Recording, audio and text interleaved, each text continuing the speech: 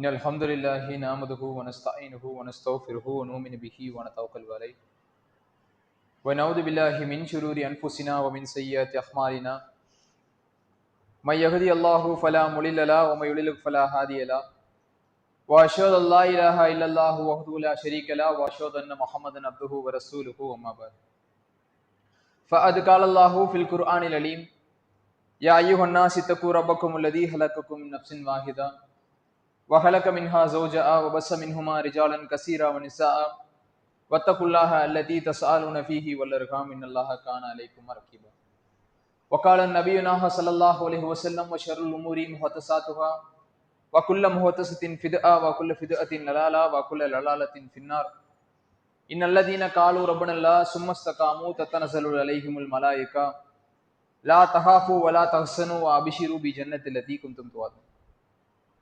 எல்லா வல்லமையும் மிக்க ஆற்றல் பொருந்திய அல்லாஹ்வின் நல்லடியார்களே, அவ்வேக இறைவனின் சாந்தியும் சமாதானமும் அன்பும் அபிவிருத்தியும் அகிலத்திற்கோர் அருள்குடையாய் அமைந்த அண்ணலம் பெருமானார் நபிகள் நாயகம் ஸல்லல்லாஹு அலைஹி வஸல்லம் அவர்களின் மீதும், மேலும் அவர்களின் பிரச்சாரங்களையும் போதனைகளையும் சொல் செயல் அங்கீகாரங்களையும் தனது வாழ்க்கை நெறியாக்கி கொண்டு வாழ்ந்த உத்தம சத்திய சகாபா சகாபிய பெண்மணிகளின் மீதும், மேலும் இவ்வுலகிலே வாழ்ந்து மரணித்த நல்லோர் முஃமின்கள் மீதும், இன்னும் வாழ்ந்து கொண்டிருக்கக்கூடிய நல்லோர் முஃமின்கள் மீதும் என்றென்றும் நின்று நிலவற்றுமாக என்று பிரார்த்தித்தவனாக இந்த ஜும்மா உரையினை ஆரம்பம் செய்கிறேன். அன்பிற்கும் மதிப்பிற்கும் மிக்க சகோதர சகோதரிகளே, நாம் நாகரீகம் மிக்க அறிவியல் வளர்ச்சியடைந்த, ஆன்மீகத்திலே தெளிவு பெற்ற, தொழில்நுட்பத்திலே வளர்ச்சியடைந்த, ஆய்விலே வளர்ச்சியடைந்த ஒரு அழகான உலகத்திலே வாழ்ந்து கொண்டிருக்கின்றோம். நமக்கு முன் சென்ற சமுதாயத்தினர் அடையாத எவ்வளவோ சுகபோகங்களை, உலக ஆதாயங்களை அல்லாஹ் ரப்புல் ஆலமீன் நம் கைவசம் தந்திருக்கின்றான். என்ன அறிவியலிலே மேம்பட்டிருந்தாலும், ஆய்விலே, தொழில்நுட்பத்திலே, கருவிகளிலெல்லாம் மேம்பட்ட ஒரு நிலையை மனித சமுதாயம் அடைந்திருந்தாலும், இந்த மனித சமுதாயத்திலே இன்னும் சொல்ல போனா உலகத்திலே வாழக்கூடிய உயிரினங்களிலேயே தலை சிறந்த உயிரினமாக, நம்பர் ஃபர்ஸ்ட் பிரெடேட்டர்னு சொல்லுவாங்க, தலை சிறந்த உயிரினம், எல்லா உயிரினத்தை விட வாழ்வதற்கு மிகவும் தகுதியுடைய ஒரு உயிரினமாக அல்லாஹ் ரப்புல் ஆலமீன் சொல்லுகின்றான். படைப்புகளிலேயே சிறந்த படைப்புகளாக மனிதனை நாம் படைத்திருக்கின்றோம் என்று சொல்லி, இப்படி பல நன்மைகளை, பல விஷயங்களை பாசிட்டிவாக பிளஸ்ஸாக கொண்டிருக்கக்கூடிய நாம், நம்முடைய ஒழுக்க நடவடிக்கைகளிலுமே, நம்மளுடைய பண்புகளில், நேர்மையில், இந்த விஷயங்களில் இந்த மனித சமுதாயம் எந்த அளவிற்கு முன்னேறி உள்ளது என்பதை சற்று எடுத்து பார்த்தோம் என்று சொன்னால், ஐயாமுல் ஜாஹிலியா, அறியாமை காலத்து மக்கள் என்று யாரை விமர்சனம் செய்வோமோ அந்த மக்களுக்கு ஈடாக நீங்கள் முதலிடமா இல்ல நாங்கள் முதலிடமா என்று சொல்லக்கூடிய அளவிற்கு நம்முடைய ஒழுக்க நடவடிக்கைகளிலேயே, நம்முடைய நேர்மையிலே, நம்முடைய பண்புகளிலே, மனித உரிமையை மீறுவதிலே இந்த சமுதாயம் இன்று பின்தங்கி இருக்கின்றது என்பதை ஒரு ஆட்சேபனையும் இல்லாமல் நம்மால் ஏற்றுக்கொள்ள முடியும். எப்படி பல கருவிகள் மூலியமாகவும் சாதனங்கள் மூலியமாகவும் நாம் முன்னேறி இருக்கின்றோமோ, அதே போல மனித உரிமைகளை காப்பதிலும், நேர்மையை கடைபிடிப்பதிலும், வாழ்விலே ஒழுக்கத்தை கடைபிடிப்பதிலெல்லாம் நம்முடைய நிலை பின்னுக்கும் பின்னாடி ரொம்பவே பின்தங்கிய ஒரு நிலையிலே இந்த மனித சமுதாயம் இறங்கி இருக்கக்கூடிய ஒரு கால சூழ்நிலையிலே நாம் வாழ்ந்து கொண்டிருக்கின்றோம். என் அன்பு சகோதர சகோதரிகளே, முதன்மையாக ஒரு மனிதன் தனக்குத்தானே நன்மை செய்யக்கூடிய விஷயங்களை செய்யக்கூடியவனாக இருக்க வேண்டும்.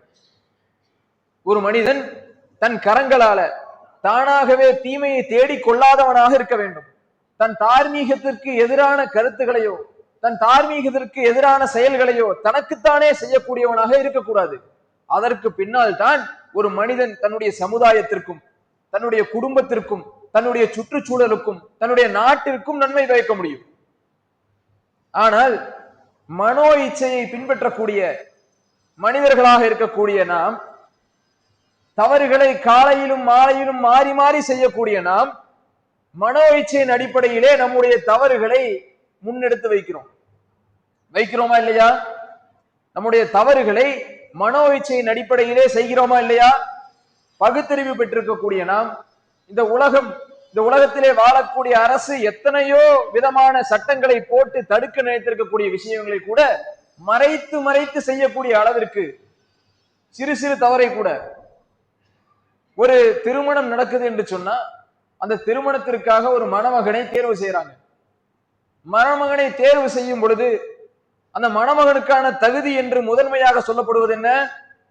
அந்த மணமகன் நன்றாக சம்பாதிக்கிறானா, அந்த பையன் நல்ல சம்பாத்தியத்தில் இருக்கின்றானா என்று நம்ம பார்ப்போம்.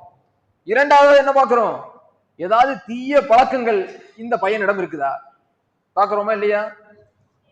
எந்த மதமாக இருந்தாலும் சரி, எந்த கொள்கையாக இருந்தாலும் சரி, இந்த உலகத்திலே இருக்கக்கூடிய அனைவரும் ஒப்புக்கொள்கின்றோம், தவறான பழக்கங்கள் இருக்கக்கூடிய மனிதன் சரியான முறையிலே வாழ்வை அமைத்துக் கொள்ள முடியாது என்று சொல்லி. ஆனால் நம்மில் எத்தனை பேர் இந்த தவறான பழக்கங்களை சுயமாக வைத்துக் கொண்டு வாழ்ந்து கொண்டிருக்கின்றோம்? எந்த அடிப்படையிலே நாம் வாழ்கின்றோம்?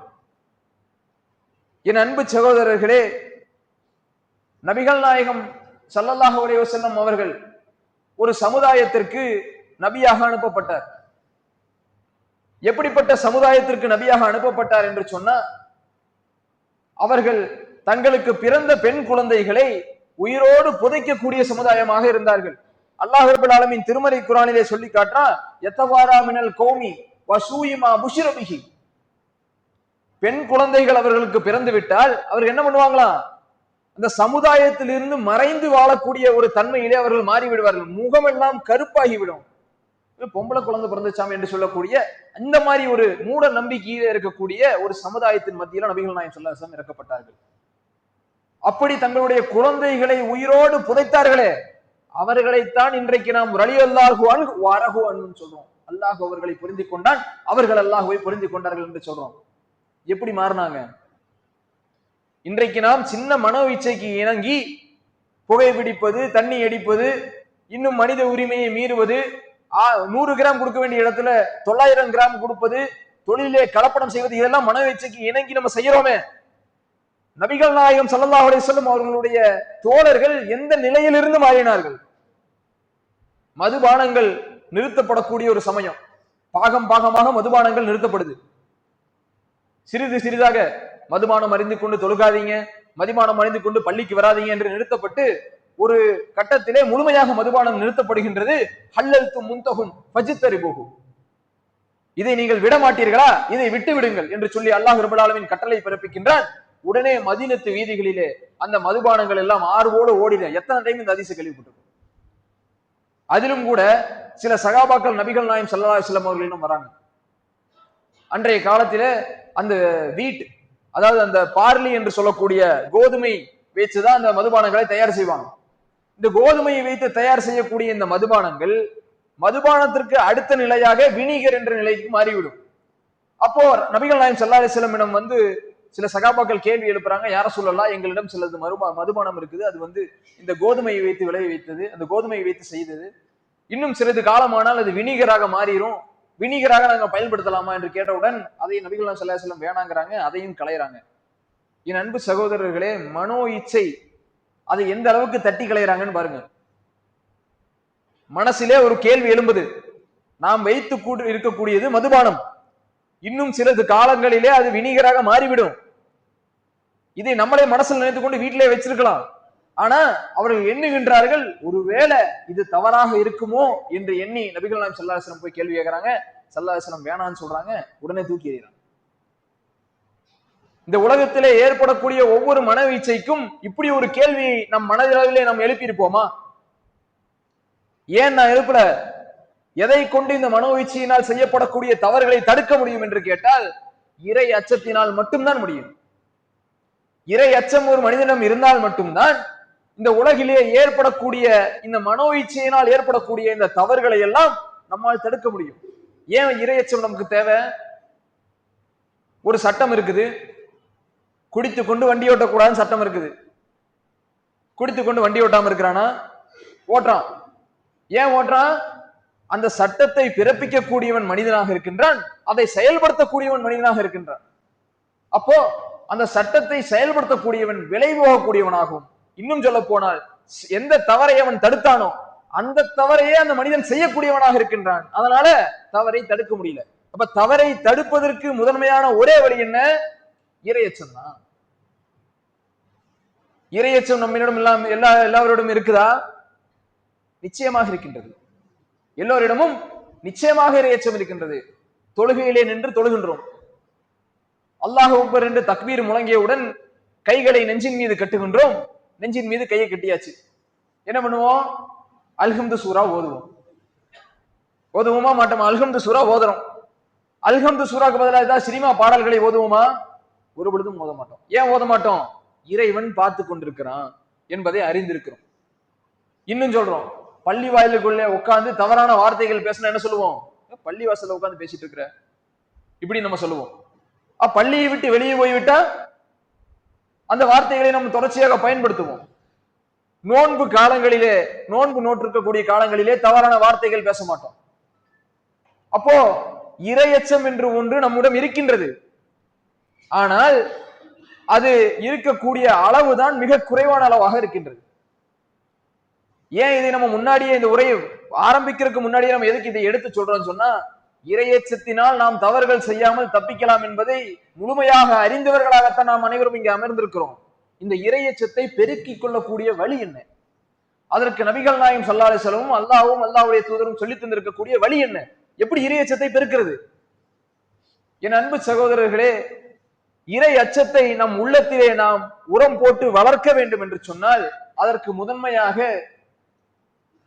இறைவன் மேல் வைத்திருக்கக்கூடிய நம்பிக்கையிலே நாம் எந்த ஒரு மாசும் படாதவர்களாக இருக்க வேண்டும். இறை நம்பிக்கையை மேம்படுத்துவதன் மூலியமாகத்தான் ஒரு மனிதன் இறை அச்சத்தை மேம்படுத்த முடியும். அல்லாஹ் ரப்பல் ஆலமீன் திருமறை குர்ஆனிலே சொல்லி காட்டுகின்றான், இன்னல்லதீன காலு ரப்பனல்லா. இறை நம்பிக்கை எப்படி இருக்கணும்? எப்படிப்பட்ட இறை நம்பிக்கை இருந்தால் ஒரு மனிதன் தவறு செய்ய மாட்டான்? அப்படிப்பட்ட இறை நம்பிக்கையை பற்றி அல்லாஹ் திருமறை குர்ஆன்ல சொல்றான், இன்னல்லதீன காலு ரப்பனல்லா. ஒரு மனிதன் இந்த உலகத்திலே வாழும் பொழுது இறைவன் இருக்கிறான் என்று சொல்லுகின்றான். சும்மஸ்தகாமு, அவன் உறுதியாக இருக்கின்றான். எதுல உறுதியாக இருக்கிறான்? எந்த இறை நம்பிக்கையை அவன் சொன்னானோ அதிலே உறுதியாக இருக்கின்றான். சும்மஸ்தகாமு தத்தனஸலுல் அலைஹிமுல் மலாயிகா, அவர்களிடம் வானவர்கள் வருகின்றார்கள். யாரிடம்? எவன் இறை நம்பிக்கை இருக்குதுன்னு சொன்னானோ, எவன் அதிலே உறுதியாக இருக்கின்றானோ அந்த மனுஷன்ட்ட தத்தனஸலுல் அலைஹிமுல் மலாயிகா, வானவர்கள் வருகின்றார்கள்.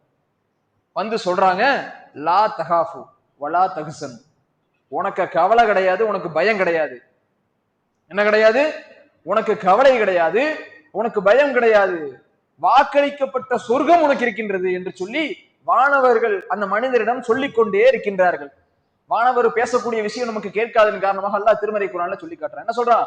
எந்த மனிதன் உலகத்திலே அல்லாஹ்வுடைய நம்பிக்கையிலே உறுதியாக இருக்கின்றானோ அவனுக்கு கவலை இல்லை, பயம் இல்லை, சொர்க்கம் இருக்குது இப்படின்னு ஒரு வானவர் வந்து சொல்லிட்டு போயிட்டே இருப்பார் ஒவ்வொரு முறையும். நபிகள் நாயகம் ஸல்லல்லாஹு அலைஹி வஸல்லம் அவர்களிடம் ஒரு சகாபி வரார், யா ரசூலல்லாஹ், எனக்கு ஒரு அறிவுரை வேணும். இந்த அறிவுரை எப்படிப்பட்டதாக இருக்க வேண்டும் என்று சொன்னால், இதற்கு பின்னால் எனக்கு யாரும் ஒரு சிறந்த அறிவுரையை கூறிவிடக் கூடாது, அதுபோல ஒரு சிறந்த அறிவுரை எனக்கு நீங்க சொல்லுங்க. நம்ம என்ன சொல்லுவோம்? தொழுகணும், நோன்பு வைக்கணும், இணை வைக்க கூடாது, விபச்சாரம் செய்யக்கூடாது, வட்டி வாங்கக்கூடாது, பெரும் பாவங்கள் எல்லாம் எது இருக்கோ அதையெல்லாம் சொல்லி இதுதான் அறிவுரை என்று சொல்லுவோமா மாட்டோமா? அல்லாஹ்வுடைய தூதர் சொல்றாங்க, அறிவுரை கேளுங்க, காலு ஆமன்து பில்லா சும்முஸ்தகிம், இவ்வளவுதான் அறிவுரை.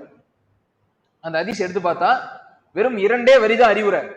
காலு ஆமன்து பில்லா, அல்லாஹ் இருக்கிறான்னு சொல்லு, சும்முஸ்தகிம், அதுல உறுதியாக இரு, இவ்வளவுதான் அறிவுரை. இதுல என்ன புரியுது? ஒரு சகாபி வராரு, எனக்கு அறிவுரை சொல்லுங்கிறாரு.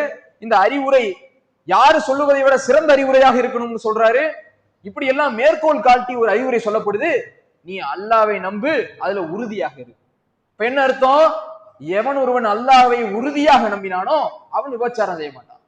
எவன் ஒருவன் அல்லாஹ்வை உறுதியாக நம்பினானோ அவன் திருட மாட்டான், ஏமாத்த மாட்டான், அடுத்தவனோட சொத்துக்கு ஆசைப்பட மாட்டான், பொய் சொல்ல மாட்டான், தொழிலிலே கலப்படம் செய்ய மாட்டான், இருக்குதை இல்லைன்னு சொல்லி விற்க மாட்டான்.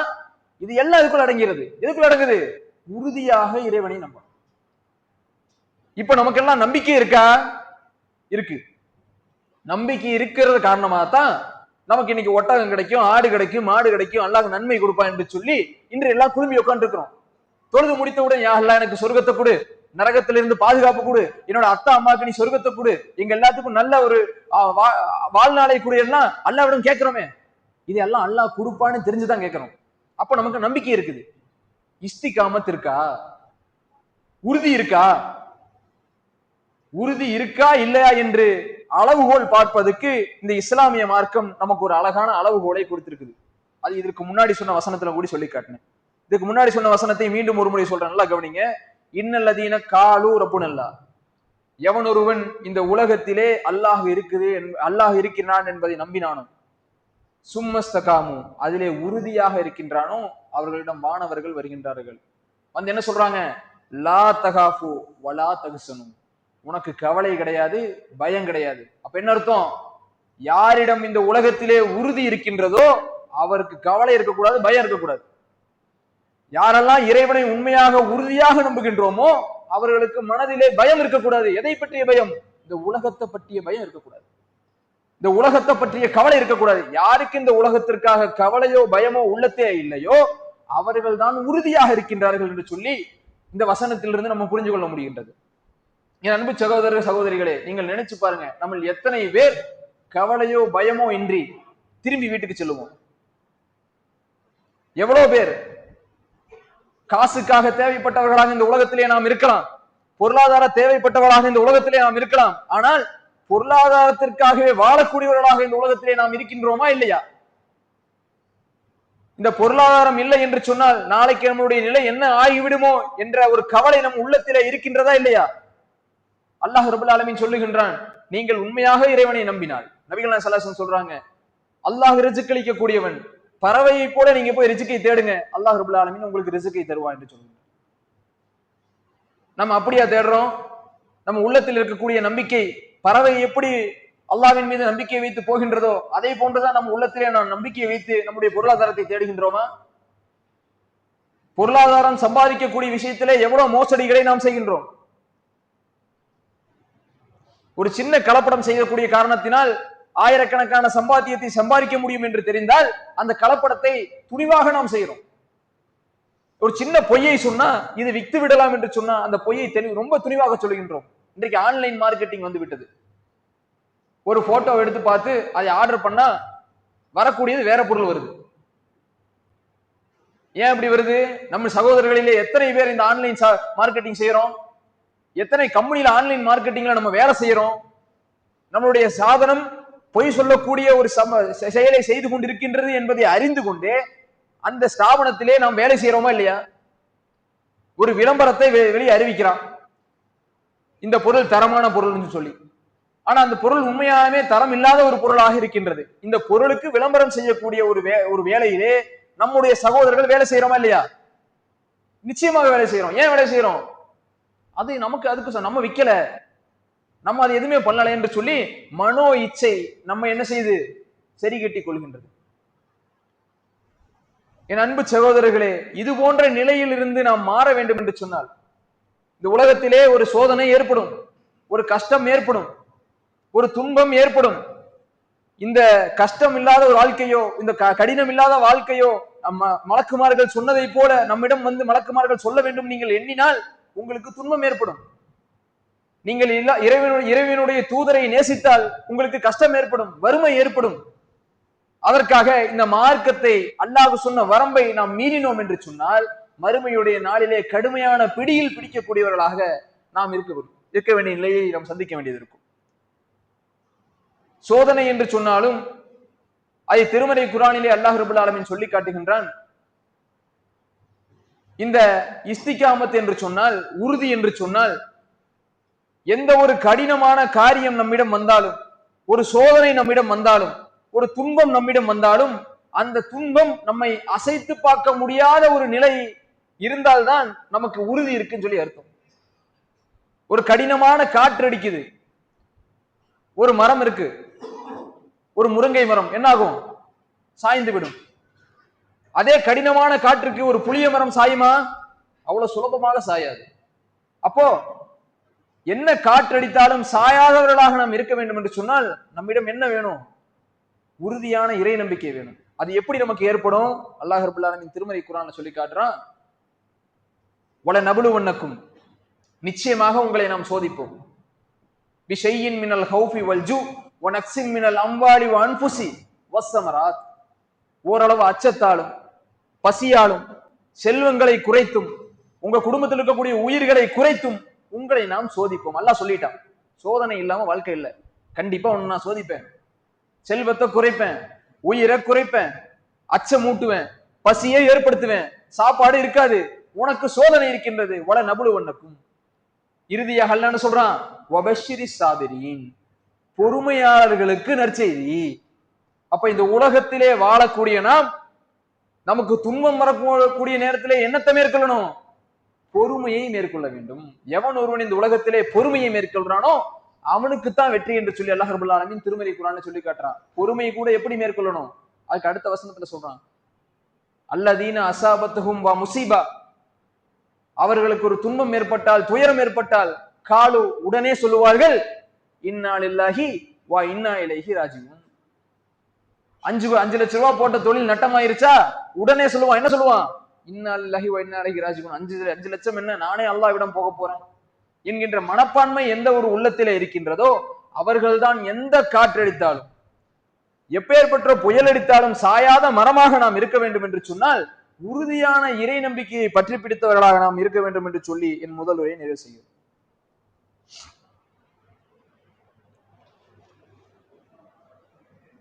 اللهم صل على محمد وعلى ال محمد كما صليت على ابراهيم وعلى ال ابراهيم انك حميد مجيد. اللهم بارك على محمد وعلى ال محمد كما باركت وعلى ابراهيم وعلى ال ابراهيم انك حميد مجيد. அன்புக்குரிய சகோதர சகோதரிகளே, முதல் உரையிலே இறையச்சம்தான் நம்முடைய மனோ இச்சையை தடுக்கக்கூடிய ஒரு பலமான கருவி என்பதை நாம் அறிந்து கொண்டோம். அந்த இறையச்சத்தை மேம்படுத்துவதற்கு இறை நம்பிக்கையிலே உறுதியாக இருக்க வேண்டும் என்பதையும் ஒரு சின்ன ரத்தின சுருக்கமாக நாம் அறிந்து கொண்டோம்.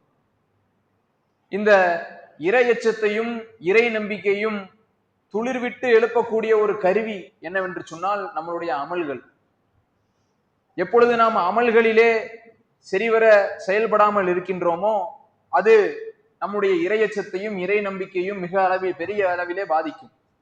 தொழுகையை பற்றி அல்லாஹ் ரப்பல் ஆலமீன் சொல்லி காட்டும் பொழுது, இன்ன ஸலாத்த தன்ஹா அனில் ஃபஹ்ஷாஇ வல் முன்கர், நீங்கள் தொழுவது சரிவர ஒருவர் தொழுதால் அவர்களை அந்த தொழுகை எதிலிருந்து காப்பாற்றும் என்று சொன்னால் மானக்கேடான விஷயத்தில் இருந்தும் தவறிலிருந்தும் உங்களை தொழுகை காப்பாற்றும் என்று சொல்லி அல்லாஹ் திருமறை குர்ஆன்ல சொல்றாங்க. அப்ப தொழுதால் நீங்கள் மானக்கேடான விஷயத்தை செய்யாமல் இருப்பீங்கன்னு இல்ல, தொழுவதினால் உங்களிடம் இருக்கக்கூடிய இறையச்சம் அதிகமாகும். நம்மிடம் இருக்கக்கூடிய இறையச்சமும் இறை நம்பிக்கையும் அதிகமாச்சு என்று சொன்னா, அந்த குகைவாசிகளிலே 3 பேத்துல ஒருத்தர் என்ன சொன்னாரு? விபச்சாரத்தை நெருங்கக்கூடிய நிலையிலே அடைந்தும் கூட இத்தக்கில்லா என்ற அந்த ஒரு வார்த்தைக்கு இணங்கி உள்ளத்திலே இறையச்சம் இருந்ததால் தான் அவர் என்ன பண்றாரு? அந்த இடத்தை விட்டு தப்பிச்சு வர்றாரு. இதை சுட்டிக்காட்டி அந்த குகையிலே இருக்கக்கூடிய மனிதர், குகையில மாட்டிக்கொண்ட 3 பேத்துல ஒருத்தர் சொல்றாரு, நான் இது போல ஒரு செயல் செய்தேன், இந்த செயலை விட்டு இறுதி நிலையில நான் விடை விட்டு வெளியே வந்துட்டேன், உன்னை அஞ்சுதான் யா அல்லாஹ் நான் இதை செய்தேன்னு சொன்ன உடனே இந்த உலகத்திலே அல்லாஹ் ரப்பல் ஆலமீன் அவர்களுக்கு அந்த பரிசை அளிக்கிறான். அந்த குகையை திறக்க வைக்கிறான். அப்ப எண்ணி பாருங்க, இறை அச்சம் நம்மிடம் இருக்க வேண்டும் என்று சொன்னால், நம்மிடம் இறை நம்பிக்கை, உறுதியான இறை நம்பிக்கை இருக்க வேண்டும் என்று சொன்னால், நம்மளுடைய அமலிலே எந்தவித ஒரு கோளாறும் இருக்கக்கூடாது. அதே போல நோன்பை பற்றி சொல்லும் பொழுது கூட, யா அய்யுஹல்லதீன ஆமனு குத்திப அலைக்கும் அஸ்ஸியாமு கமா குத்திப அலல்லதீன மின் கப்லிக்கும் லஅல்லக்கும் தத்தகூன். இந்த நோன்பு என்று சொல்லக்கூடியது இறையச்சத்தை உங்களிடம் பிரதிபலிக்க வேண்டும். நோன்பை நீங்கள் வைத்தீங்க என்று சொன்னா, நோன்பினுடைய காலத்திலே எப்படி நீங்கள் உணவு இருந்தும் உண்ணாமல் இருந்தீர்களோ, நோன்பு இல்லாத காலத்திலே மற்றவர்களுடைய உணவை உண்பதற்கு நம்முடைய உள்ளம் வகுக்க கூடாது. அப்படி ஒரு வழிவகையை நம்மளுடைய உள்ளம் வகுக்கும் என்று சொன்னால் இந்த நோன்பு ஒரு அர்த்தமில்லாத நோன்பாக மாறிவிடும். அப்போ எந்த ஒரு அமலாக இருந்தாலும் அந்த அமலை செய்வதன் காரணமாக நமக்கு அல்லாஹ் ரப்பல் ஆலமீன் இறை அச்சத்தையும் இறை நம்பிக்கையும் அதிகப்படுத்தி தருகின்றான். அப்படிப்பட்ட இறை நம்பிக்கையும் இறை அச்சத்தையும் அதிகப்படியாக பெறக்கூடிய மக்களாகவும் அப்படிப்பட்ட பாக்கியம் பொருந்திய மக்களாகவும் மறுமையிலே நன்மையை அதிகமாக பெற்று சொர்க்கத்தை அடையக்கூடிய மக்களாகவும் அல்லாஹ் ரபுல் ஆலமீன் உங்களையும் என்னையும் உங்கள் குடும்பத்தாரையும் என் குடும்பத்தாரையும் ஆக்கியல் புரிவானாக. வாஹிர் தௌவானா அல்ஹம்துலில்லாஹி ரபில் ஆலமீன். அஸ்ஸலாமு அலைக்கும் வரஹ்மத்துல்லாஹி வபரகாத்துஹு.